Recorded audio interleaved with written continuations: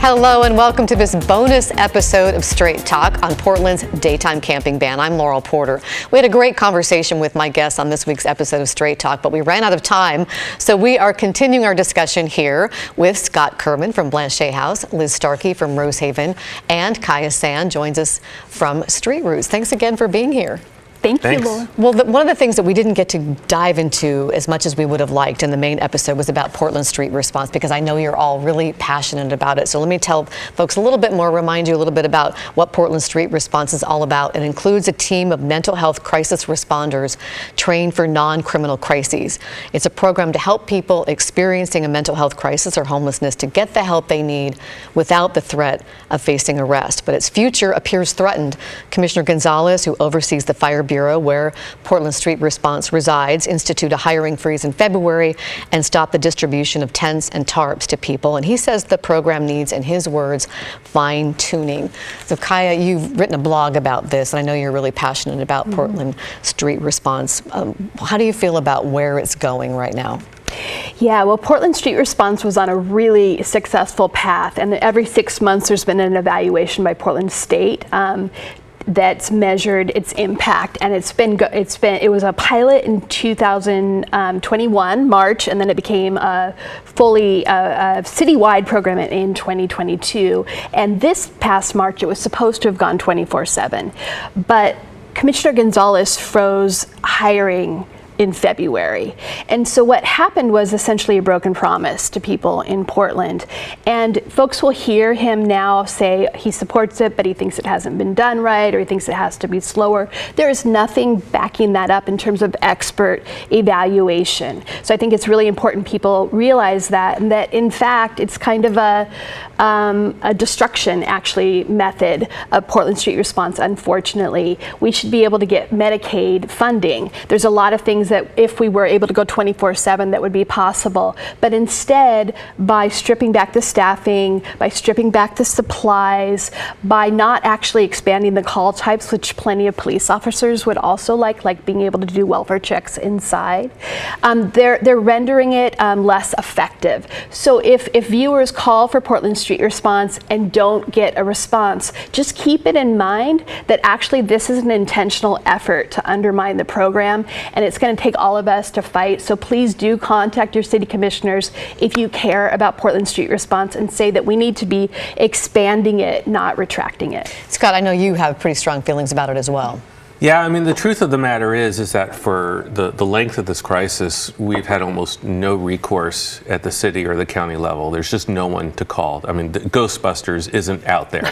And our organizations have staffed up to increase our capacity for dealing with crisis.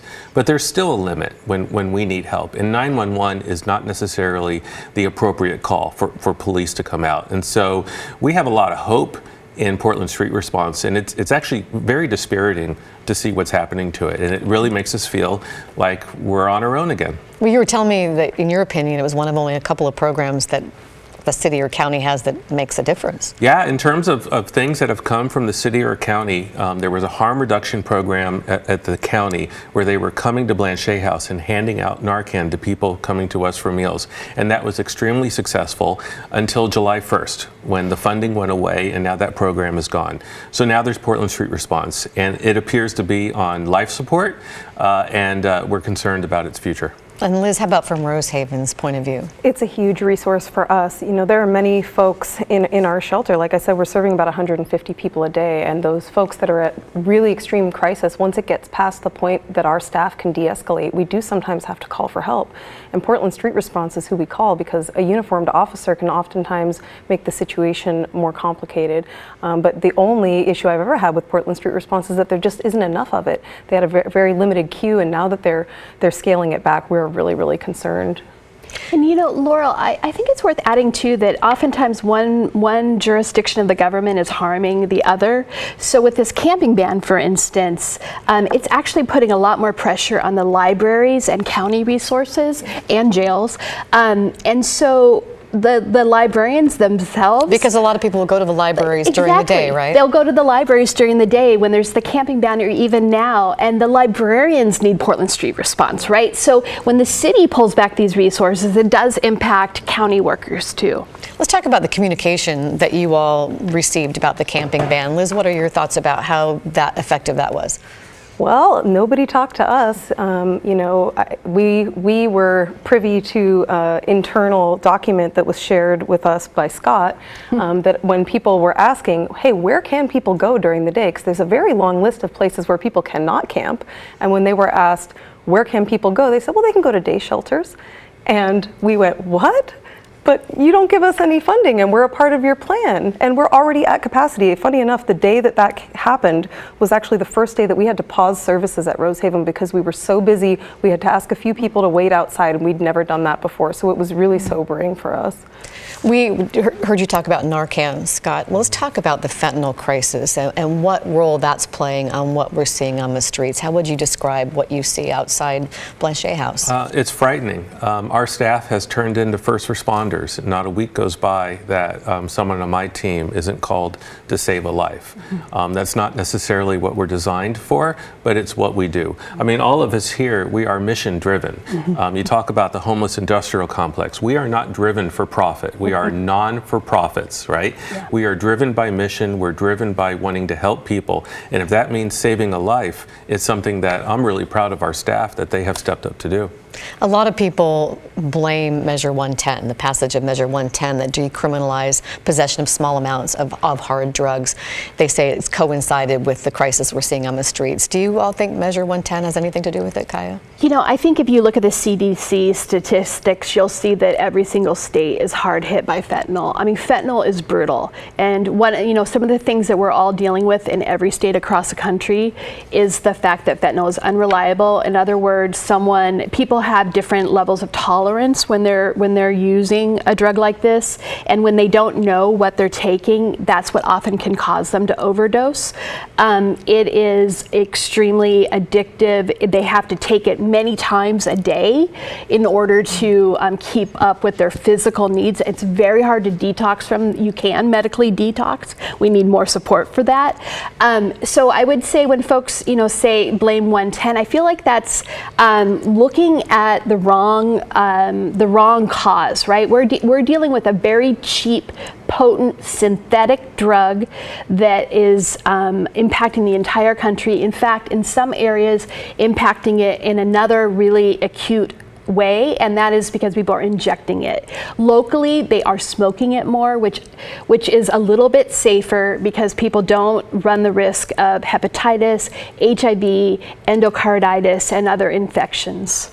Well, go ahead. You want to jump in? Yeah, I just want to piggyback and say that the decriminalization, I don't think is the problem. I think the fact that we also have no recovery centers. Right.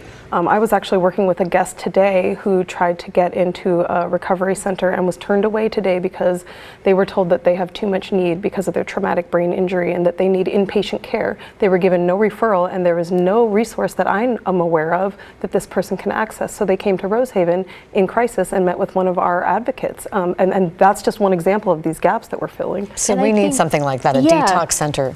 Yeah, I think, and it's very hard. I mean, Hooper that does some, they are working so hard and they cannot meet the need. I think kind of, branching off of what Liz was talking about, I met one of our folks who has overdosed twice in the last month, and so I met him at 6:30 to get a cab to go to Hooper because people need the support, and then he got scared because it is really painful for folks to have to go through that, so we were trying to find another method. But I think, like Scott was saying, we're all becoming a kind of first responder. I mean, going on a walk a couple weeks ago, I reversed an overdose. We all carry Narcan now.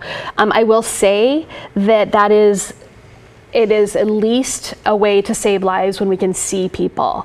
So when people are forced into hiding, yes, they're gonna die a whole lot more. And that's just the sad reality, because it is so easy to stop breathing when you're taking Narcan. We're all checking to make sure people's chests are going up and down all the time. It's a very kind of desperate situation. The legislature passed House Bill 2645 that now makes possession of fentanyl a misdemeanor, a Class A misdemeanor. Is that gonna make any kind of difference, do you think?